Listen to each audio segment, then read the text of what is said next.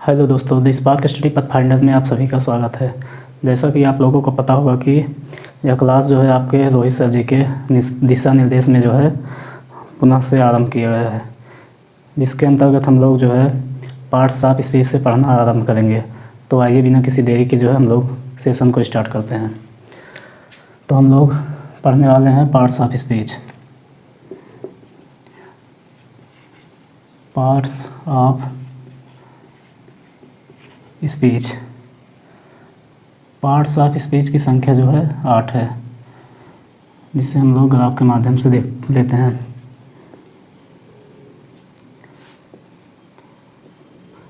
पहला है नाउन यानी कि संज्ञा।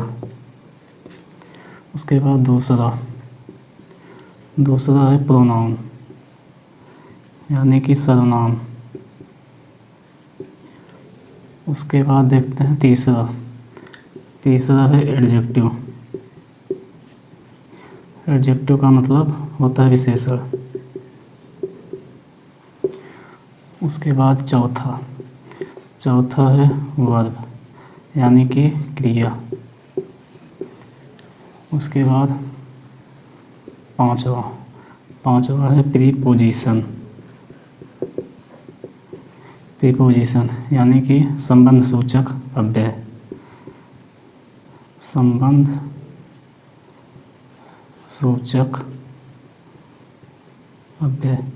उसके बाद सातवां है कंजंक्शन यानी कि समुच्चय बोधक अव्यय। समुच्चय बोधक या सूचक अव्यय। उसके बाद आठवां है इंटरजेक्शन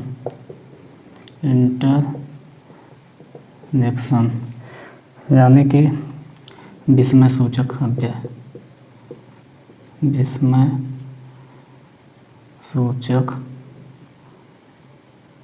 अव्यय।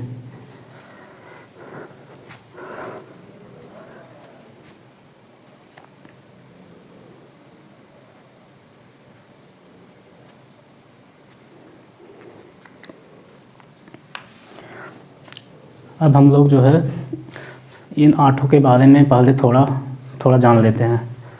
उसके बाद जो है लिखना प्रारंभ करेंगे। तो आइए सबसे पहले देखते हैं नाउन जो है किसी व्यक्ति, वस्तु अथवा स्थान के नाम को कहा जाता है। जैसे आपके आसपास जितने व्यक्ति हैं या कोई भी हो, मतलब पर्सन हो, वह जो है नाउन कहलाएगा। उसके बाद आपके आसपास जितनी वस्तुएं दिखाई देती हैं वो भी एक प्रकार से नाउन है। और आप कहीं पर जो घूमने जाते हैं या आसपास जो स्थान है वो भी एक प्रकार के नाउन है। आप लोग जो है यूट्यूब के माध्यम से जो हम देख रहे हैं, ये यूट्यूब जो है एक प्लेटफार्म है जो कि एक नाउन ही है। उसके बाद ये मोबाइल जो हमारा, ये भी नाउन है। आप जो है हमें देख रहे हैं, आप भी नाउन हैं। हम जो यहाँ से पढ़ा रहे हैं, हम भी एक प्रकार से नाउन ही है। उसके बाद हम लोग सबसे पहले आइए परिभाषा देख लेते हैं नाउन की।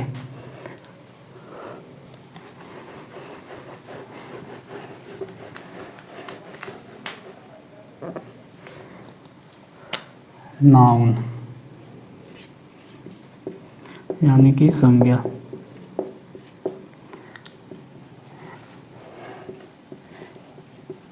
A noun is the name of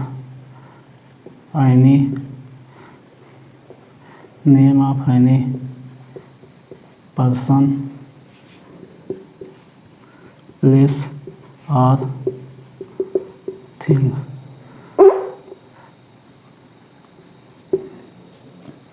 इसका मतलब यह होगा कि किसी व्यक्ति, वस्तु अथवा स्थान के नाम को ही संज्ञा कहते हैं। किसी व्यक्ति, वस्तु अथवा स्थान के नाम को ही संज्ञा कहते हैं। आइए इसका एग्जाम्पल देखते हैं।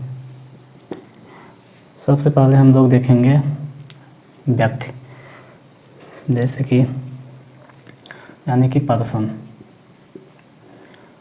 जैसे मान लो राम, श्याम, राम श्याम, रीता, गीता, ETC। अब आइए हम लोग देखते हैं वस्तु के बारे में। वस्तु यानी कि थिंग, THING। थिंग में देख लेते हैं, जैसे हमारा हो जाएगा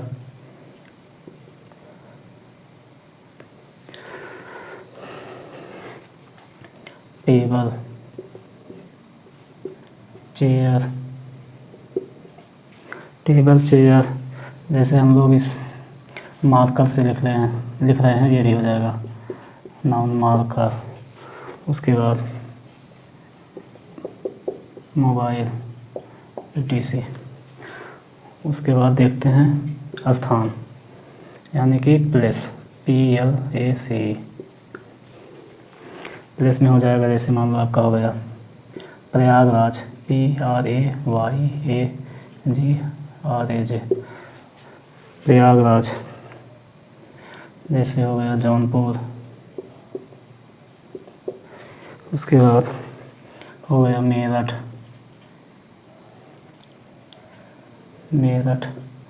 ETC। आप सभी लोग सबसे पहले इतना नोट कर लीजिए, उसके बाद हम लोग जो है आगे बढ़ते हैं।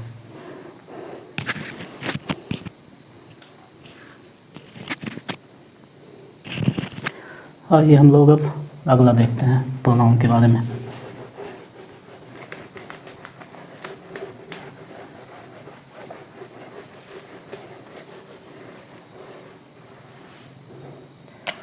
प्रोनाउन आप लोग नंबरिंग करके लिख लीजिएगा, ये हमारा दूसरा है प्रोनाउन यानी कि सर्वनाम।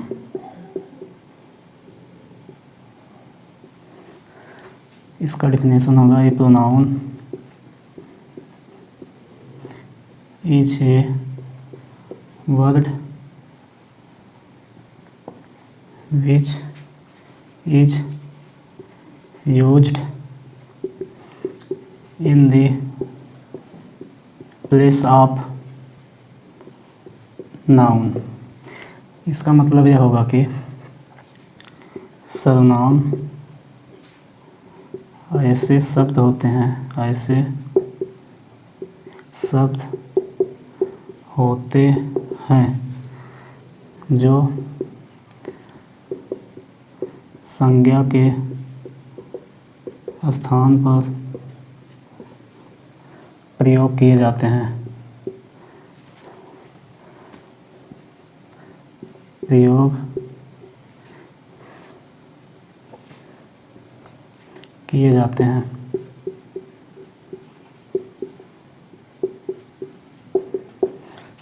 आइए इसका एग्जाम्पल देख लेते हैं।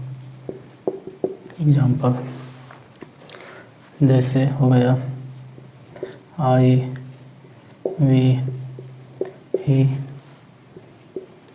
सी, it, they. I, we, he, she, it, they, ETC। आइए हम लोग पहले समझ लेते हैं कि इस प्रोनाउन का यूज जो है होता कैसे है। जैसे मान लो हम लोग कोई स्टोरी या कोई पैसेज लिखते हैं, जैसे मान लो हमें लिखना हुआ कि एक राजा था, तो हम लोग ऐसे लिखेंगे कि देयर वाज ए किंग। फिर उसके आगे जो हम लिखेंगे कि वह बहुत दयालु था। तो यहाँ पर हम जो है किंग जो है एक नाउन है, उसके बाद अब हम किंग का जो है यूज़ दोबारा नहीं करेंगे, बल्कि किंग के स्थान पर हम ही का प्रयोग कर लेते हैं। तो जैसे आइए देखते हैं इसका यूज कैसे करते हैं। Use of pronoun. जैसे मान लो कोई हम पैसेज लिख रहे हैं, THERE, there was a king यानी कि एक राजा था। राजा जो है हमारा एक प्रकार से नाउन है। अब हम लोग जो है पहले इसका परिभाषा देखते हैं। सर्वनाम ऐसे शब्द होते हैं जो संज्ञा के स्थान पर प्रयोग किए जाते हैं। यानी कि अब ये किंग जो है हमारा संज्ञा है, अब इसके स्थान पर हम जो है ही का प्रयोग कर देते हैं। There was a king, he was very merciful, MERCIFUL, यानी कि एक राजा था, वह बहुत दयालु था। आप लोग को अब समझ में आ गया होगा कि सर्वनाम का यूज कैसे करते हैं। ये हमारा नाउन है, नाउन के स्थान पर जो है हम सर्वनाम का यूज यहाँ पर कर दिए हैं। आइए अब हम लोग अगला देखते हैं।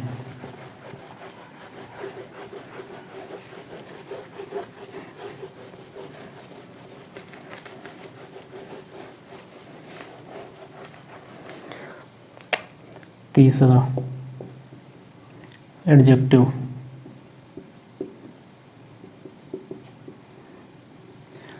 यानी कि विशेषण।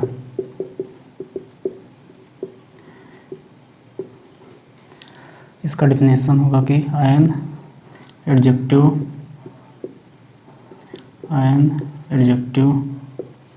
Is a word, an adjective is a word which describes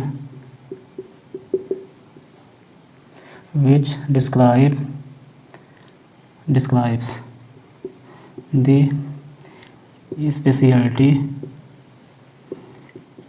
speciality है, यहाँ पर हम लोग लिख सकते हैं quality, QUALITY, speciality of quality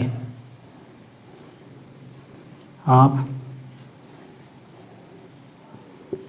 noun और प्रोनाउन।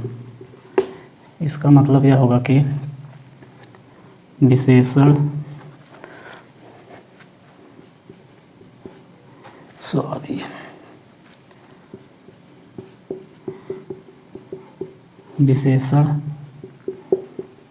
ऐसे शब्द होते हैं जो संज्ञा अथवा सर्वनाम की विशेषता या गुण को बताते हैं। विशेषण ऐसे शब्द होते हैं जो संज्ञा अथवा सर्वनाम की विशेषता अथवा गुण को बताते हैं। इसका एग्जाम्पल देखते हैं। जैसे हो गया ब्यूटीफुल,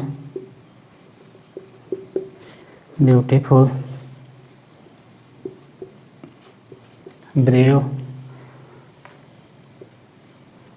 पुअर, ब्लैक, ETC। आप लोग सबसे पहले इतना नोट कर लीजिए, उसके बाद हम इसे सेंटेंस के माध्यम से अच्छी तरह से समझा देते हैं।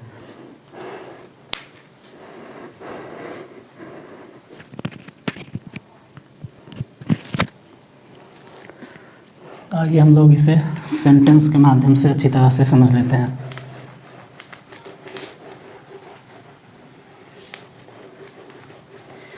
जैसे मान लो सी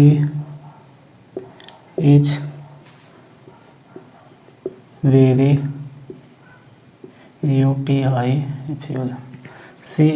ब्यूटीफुल, यानी कि वह बहुत सुंदर है। यानी कि ये वाला जो है एग्जाम्पल दिए हैं।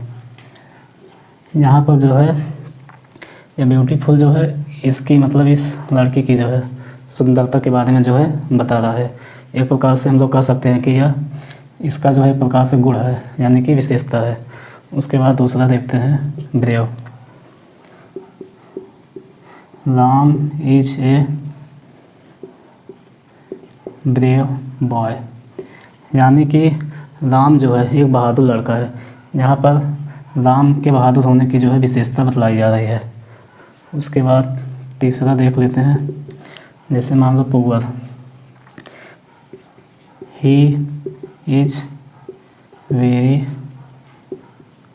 पुअर पर्सन, यानी कि वह बहुत गरीब व्यक्ति है। यहाँ पर इस व्यक्ति के यानी कि पर्सन के गरीब होने की जो है विशेषता बतलाई जा रही है। उसी प्रकार से देख लेते हैं ब्लैक।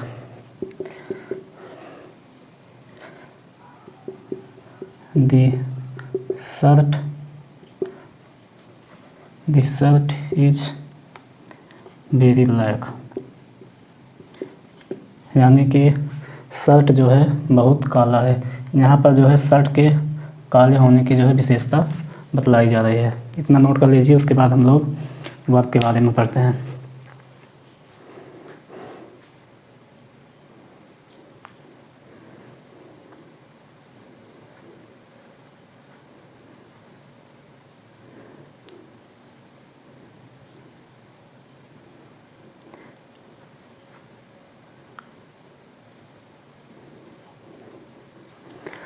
अब आइए हम लोग अगला देखते हैं।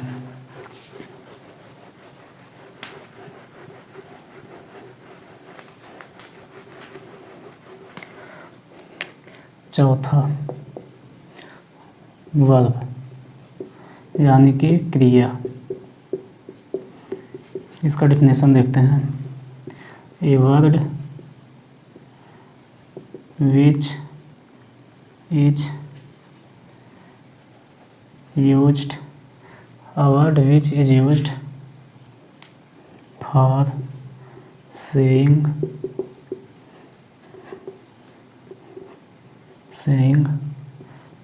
something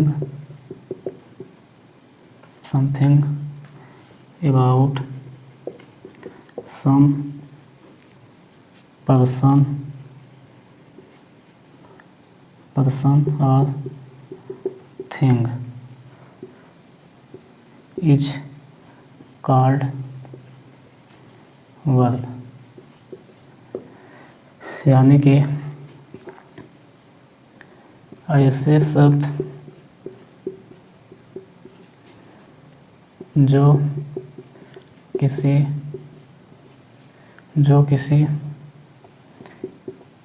व्यक्ति अथवा वस्तु के संबंध में कुछ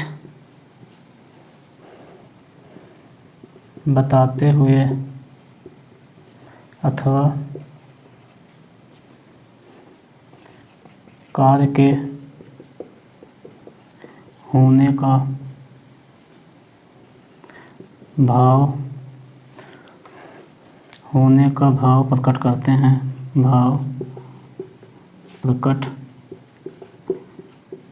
हैं। उन्हें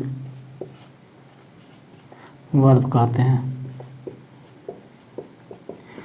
आप लोग जल्दी से इतना नोट करिए। उसके बाद हम इसका एग्जाम्पल देखते हैं।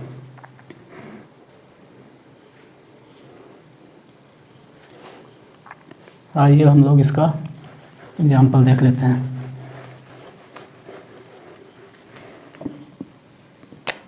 जैसे बाई यानी कि खरीदना। उसके बाद sell, buy sell come,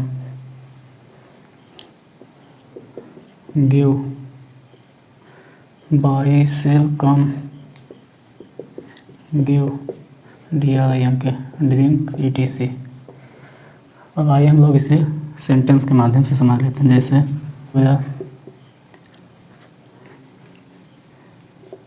I by car, यानी कि मैंने एक कार ख़रीदा। यहाँ पर जो है मेरे द्वारा जो है कार को ख़रीदने का कार्य जो है किया जा रहा है, यानी कि बाई जो है हमारा यहाँ पर जो है क्रिया हो जाएगा। उसके बाद अगला देखते हैं। जैसे हो गया सेल, जैसे मोहन सेल्स वेजिटेबल, यानी कि मोहन सब्जी बेचता है। यहाँ जो है मोहन द्वारा सब्जी को बेचने का कार्य जो है किया जा रहा है, इसलिए सेल्स जो है हमारा क्रिया हो जाएगा। उसके बाद एक और देख लेते हैं, जैसे मान लो ड्रिंक ले लेते हैं। ही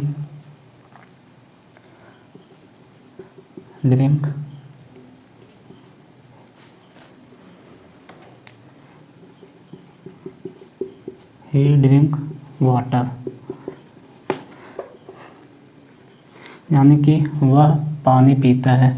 यहाँ पर उसके द्वारा जो है पानी पीने का जो है कार्य किया जा रहा है, इसलिए ड्रिंक यहाँ जो है क्रिया हो जाएगा। इतना नोट करिए, उसके बाद हम लोग आगे बढ़ते हैं।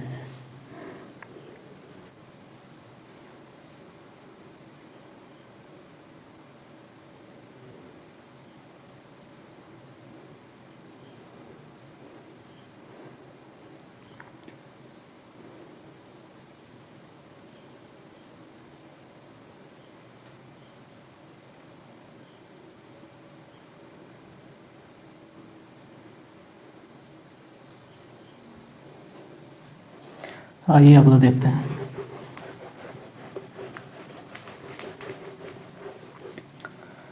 पांचवा,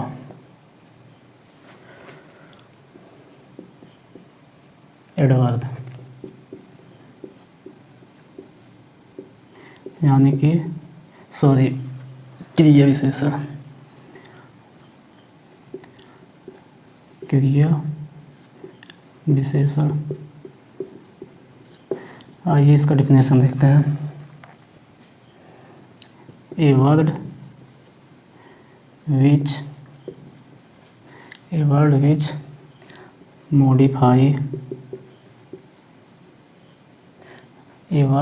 modify verb, adjective or other adverb।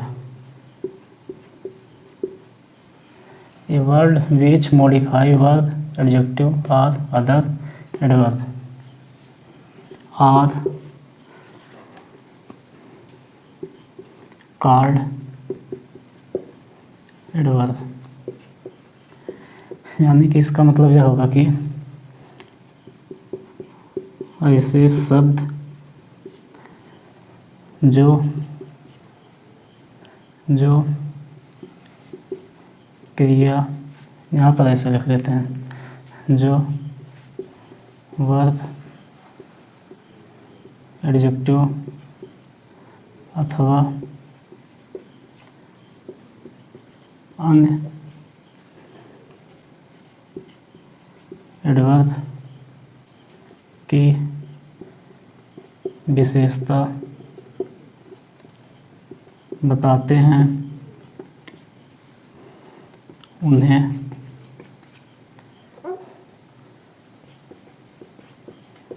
क्रिया विशेषण कहा जाता है।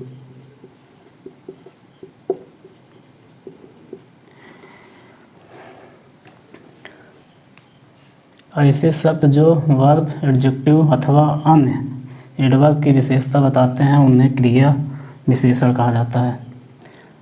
यहाँ पर हम लोग ऐसे भी लिख सकते थे कि ऐसे शब्द जो नाउन, प्रोनाउन, उसके बाद इंटरजेक्शन को छोड़कर अन्य सभी पार्ट्स ऑफ स्पीच की विशेषता बतलाते हैं, वे एडवर्ब कहलाते हैं। आप लोग इतना नोट करिए, उसके बाद हम लोग इस एग्जाम्पल के माध्यम से समझते हैं। आइए इसका एग्जाम्पल देख लेते हैं।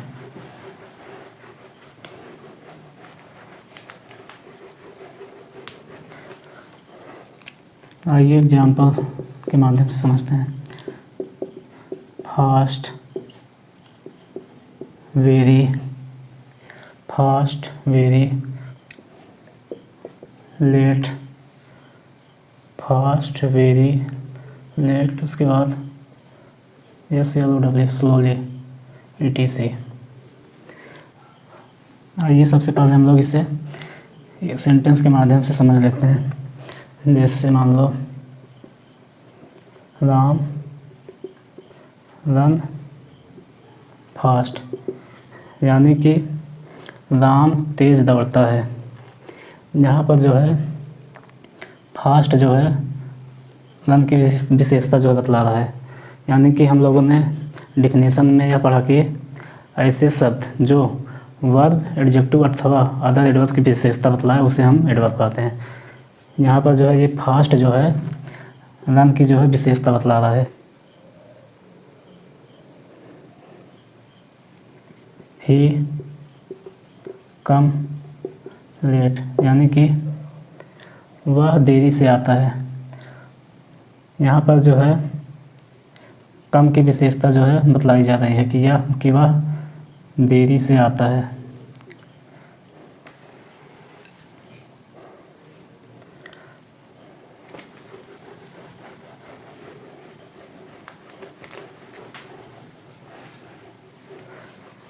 अब हम लोग अगला देखते हैं, छठा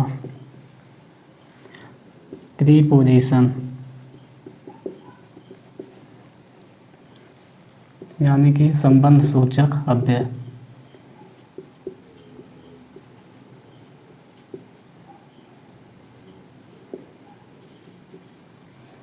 ए preposition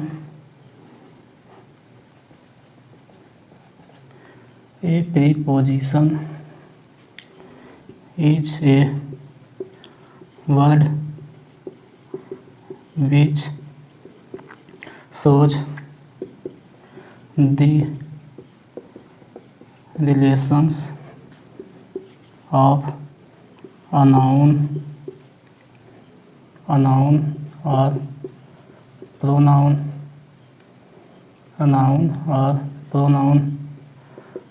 with another words in the sentence। इसका मतलब यह हुआ कि प्रीपोजिशन ऐसे शब्द होते हैं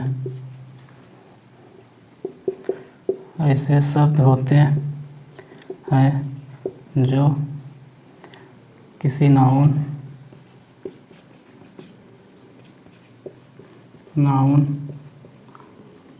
अथवा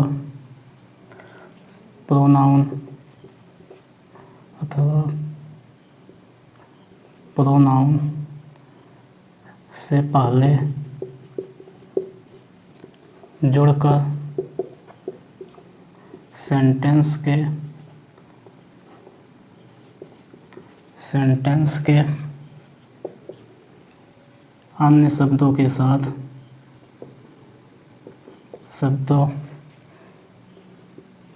साथ उनका संबंध स्थापित करते हैं। इतना आप लोग जल्दी से नोट करिए, उसके बाद इसका एग्जाम्पल देखते हैं।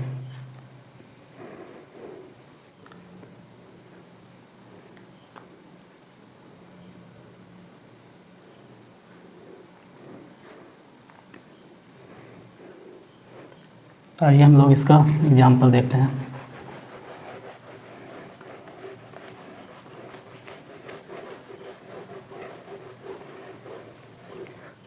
आइए एग्जाम्पल देखते हैं। गीता सिट्स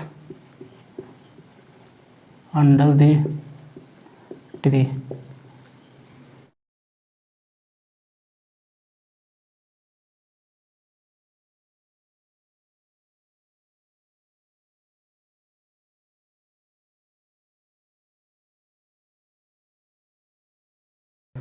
उसके बाद एक एग्जाम्पल और देख लेते हैं, जैसे he is in the playground, GROUND, यानी कि वह जो है खेल के मैदान में है। यहाँ पर इन जो है उसके और खेल के मैदान के बीच जो है संबंध जो है बता रहा है। तो 2 एग्जाम्पल आप लोग लिख लीजिए, उसके बाद हम लोग कंजंक्शन के बारे में पढ़ेंगे। आइए कंजंक्शन देखते हैं।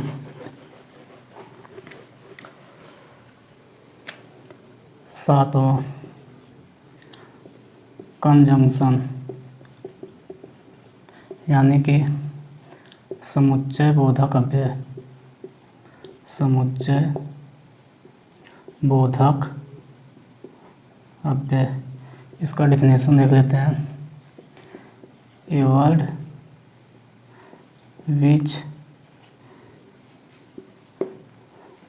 which joins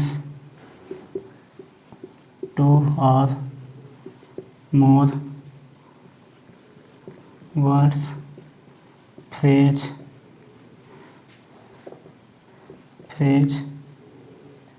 clause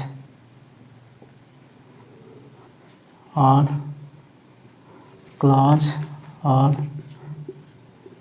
sentences is called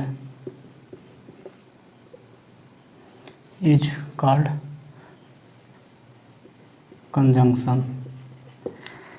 यानी कि ऐसे शब्द जो 2 या 2 से अधिक शब्दों, वाक्यांशों,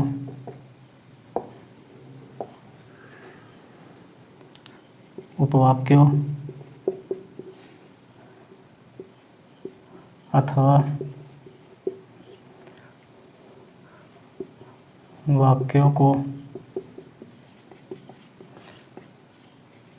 जोड़ते हैं, उन्हें कंजंक्शन कहते हैं।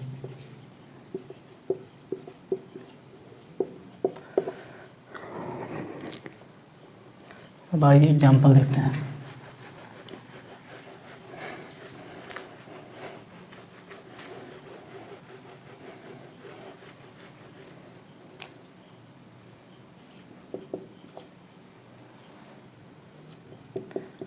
सीता इज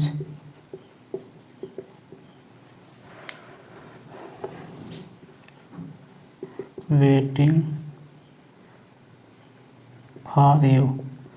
जैसे मान लो हमारा एक वाक्य हो गया, उसके बाद दूसरा वाक्य हो गया Geeta is waiting for you. इन दोनों वाक्यों को जोड़ने के लिए जिस वर्ड का यूज हम लोग करते हैं उसे ही कंजंक्शन बोलते हैं। तो आइए देखते हैं, इसे हम कंजंक्शन के वर्ड के द्वारा जोड़कर इस एक वाक्य बनाते हैं। ये ऐसे बन जाएगा जैसे सीता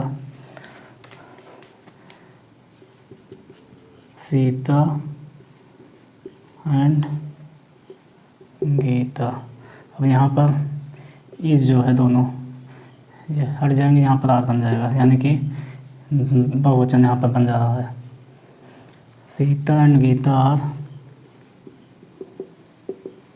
वेटिंग फॉर यू, यानी कि सीता और गीता आपका इंतज़ार कर रही हैं।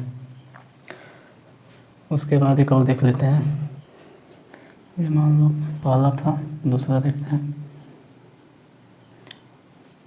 I met him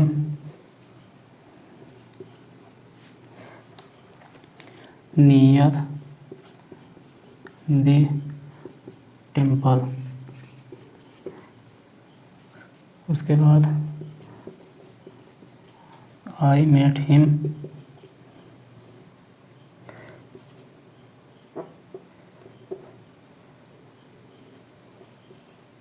under the tree, यानी कि I met him near the temple, मैं उससे मंदिर के पास मिला। उसके बाद I met him under the tree, मतलब मैं पेड़ के नीचे उससे मिला। अब हम इन दोनों को जोड़कर एक वाक्य बनाते हैं। I met him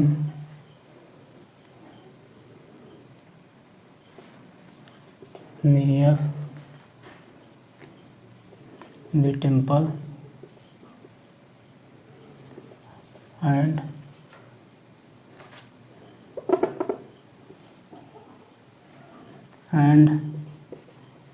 under the tree. इतना आप लोग लिख लीजिए। उसके बाद इसका एग्जाम्पल जो है और लिखवा देते हैं।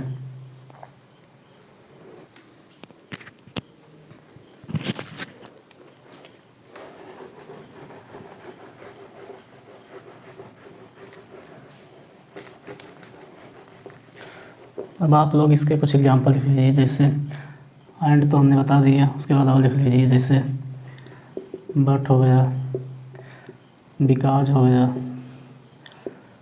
एज वेल एज हो गया, उसके बाद टिल हो गया, अनटिल हो गया, etc। अब हम लोग देखते हैं लास्ट जो हमारा इंटरजेक्शन। आप लोग जो है ये तो इतना एग्जाम्पल जो है नोट कर लीजिए।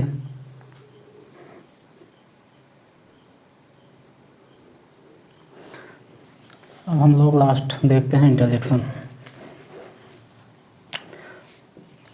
8वां इंटरजेक्शन यानी कि विस्मय सूचक अव्यय। विस्मय सूचक अव्यय interjection is a word which expresses interjection is a word which expresses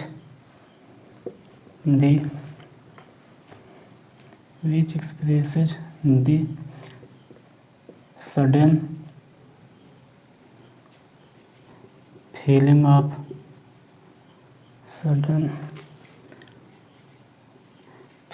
of hurt, HEART,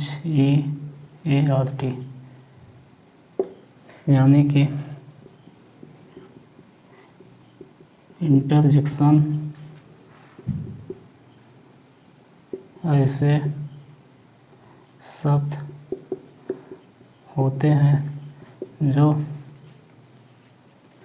हृदय में अचानक उठने वाले भावों को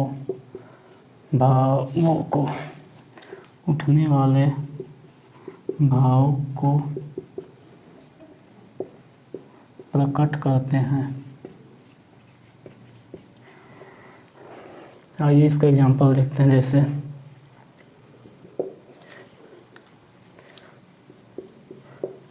जॉय के लिए हम हुर्राह का यूज करते हैं, HURRAH। उसके बाद इसका मार्क जो लगा देंगे। उसके बाद हम लोग जॉय हो गया। उसके बाद हम लोग ग्रीफ, GRIEF। ग्रीफ का मतलब होता है शोक। इसमें हम लोग इलास का यूज करते हैं, इलास। उसके बाद हो गया सरप्राइज, PRISE, सरप्राइज। इसमें हम लोग वाट वो का यूज करते हैं।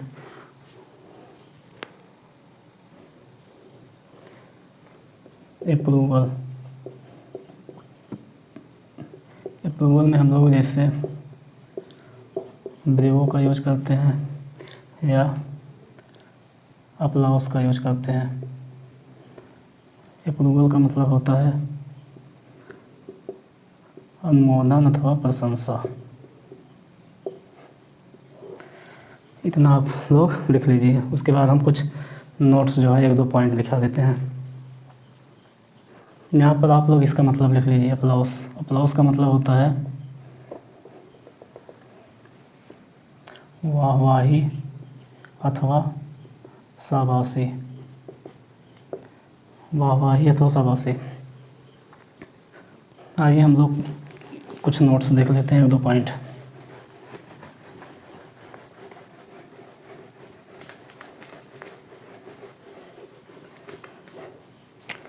नोट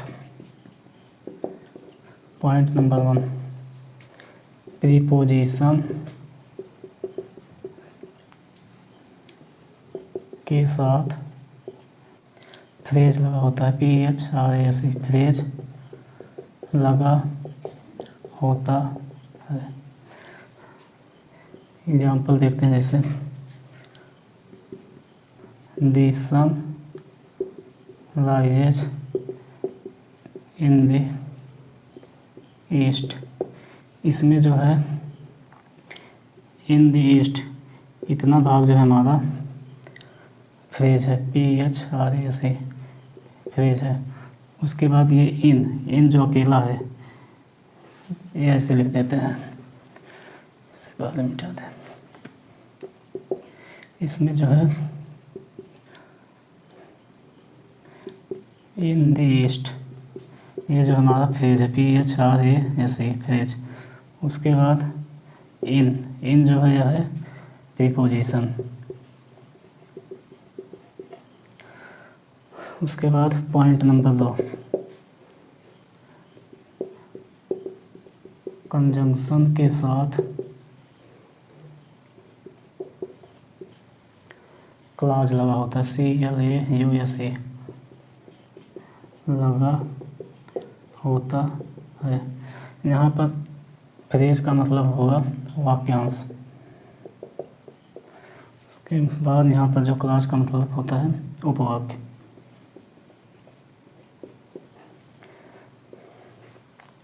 अब आइए इसे एग्जाम्पल के माध्यम से समझते हैं। जैसे आई हेल्प्ड यू, इससे हम लोग ऊपर लिख देते हैं।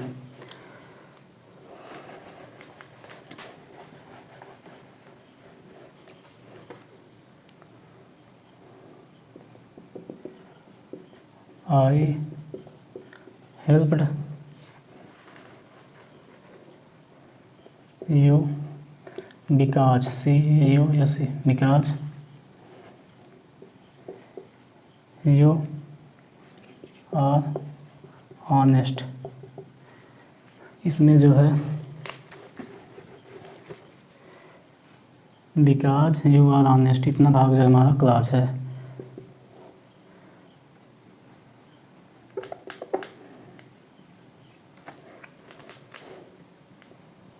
CAUSE, because you are honest, यह जो है हमारा क्लॉज है, CLAUSE, क्लॉज यानी कि उपवाक्य। उसके बाद I help you because, because जो है हमारा BECAUSE, बिकॉज जो है यह कंजंक्शन है, CONJUNCTION।